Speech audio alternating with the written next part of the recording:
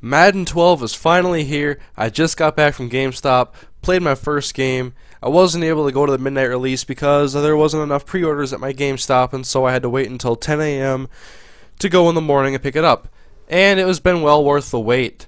I have really enjoyed this game. I've only played one game thus far, and I wanted to edit it really quick, and I wanted to upload it. And I've really enjoyed my first game. And I'm going to make a lot of comparisons in this to Madden 11 because it was the previous version of this game. But so far in this game, I really like the presentation elements. I mean, this looks very realistic, and it adds a whole new meaning to the game for hardcore fans like myself.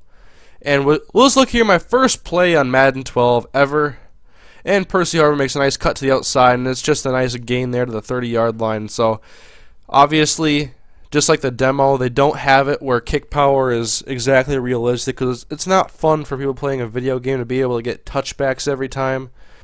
And every year I've been making this a habit pretty much. I play an exhibition match against the team with my Vikings on all-pro difficulty, and then I find my thoughts about the game because I like to see how the game plays out of the box and then what changes need to be made to the game for it to be more to my standard. Compared to Madden 11 out of the box, this game is light years ahead.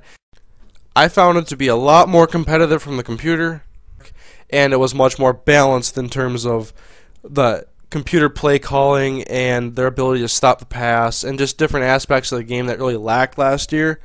They've even admitted this in Madden 11. They made that game more geared towards the passing offense because the Saints were coming off of a Super Bowl victory, and everybody knows the Saints are a pass-first offense, and that was what was popular then, to be a bandwagon Saints fan and want to pass the ball deep to slow receivers every play. But Madden 12 is definitely deviating from that path and creating a new experience for us to enjoy this year, and I see myself. I know I've only played one game, and it's a little bit premature to make this assumption, but I see myself really having a lot of fun with this game, and I see a lot of longevity coming. Look at this play right here. I go for the user pick with Ced Griffin, and it bounces off his hands into the hands of Roddy White. That's actually one of my favorite plays of this game, and that's because in the past, when you have a tipped ball, generally your players are going to have drop animations until the ball hits the ground, and it looks very fake, and just it really has been bugging me for a long time in these games, so I was happy to see at least someone come up with the ball. One of the most improved gameplay features in this year's Madden is the zone coverage. Last year it was essentially broken, and I found me and a lot of other players having to use man coverage solely throughout our games, and this man coverage gets tore apart by crossroads and slants, and last year was geared towards the passing offense, and that's why we saw a lot of high scoring affairs, because zone coverage wasn't really usable. But this year it's very effective, and now you can incorporate a lot of man and zone schemes online to keep your opponent guessing, and it'll make playing online a lot more fun this year as defense makes a triumphant return back into the Madden series. As here, Curtis Lofton intercepts the Donovan McNabb pass, just led my receiver by a little bit, and so that causes the interception. Another thing that I liked in this game was that although Atlanta wasn't able to sustain a running attack against me, they kept trying.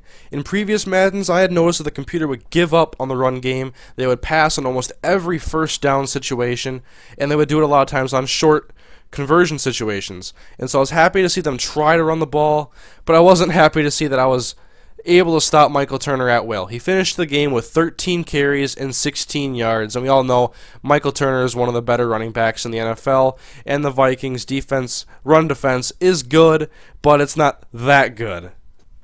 Another thing I really enjoyed in this game here against the Falcons was I was testing out different linemen on defense and to see how they would move against the offensive line. And Kevin Williams was very powerful, and he was able to shove the center out of the way a few times. And Jared Allen, he was able to get past the left tackle, because last year the right end position that Jared Allen plays was definitely weaker. When I played, Ray Edwards always had way more sacks than Jared Allen did, and so I was happy to see that it's more balanced this year, and the line play is definitely improved, and I feel a lot more comfortable with it than I have in any football game I've ever played.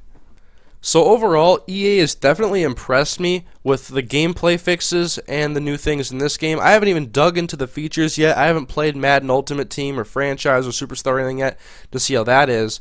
So I can't wait to get into those modes, because right now the core gameplay is very solid, and that's what you need as a foundation in this game.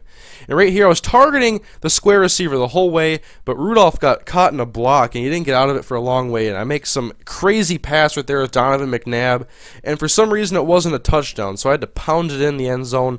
Next play with Adrian Peterson. Really confused as to why it wasn't a touchdown, but I'll take the 6 points either way.